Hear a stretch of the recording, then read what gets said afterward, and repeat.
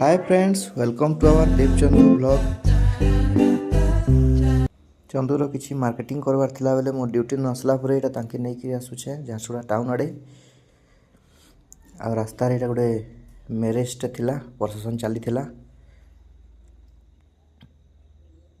रास्ता बहुत जाम एटा बराती गाड़ी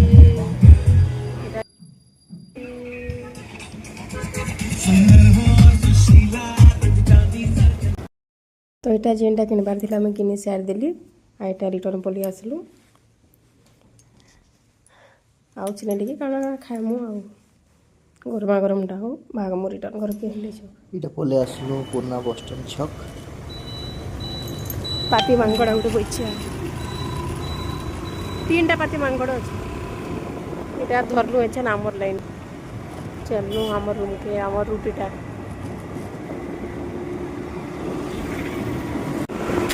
खाएमा भोग भोग लागू छे खाना खावा से ना खावा बुली के बाकी से सब सेटा कहले जाऊँ देखो आसे ना से बरा फुल के बाद 10 टंकिया बरा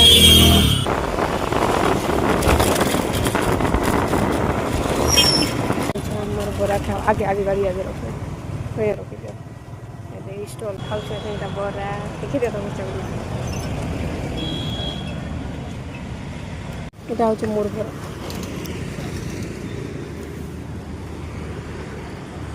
खाई सर लोटे तो अपने दो पैसा है भागम तो हमारे चैनल के सब्सक्राइब कर बाय।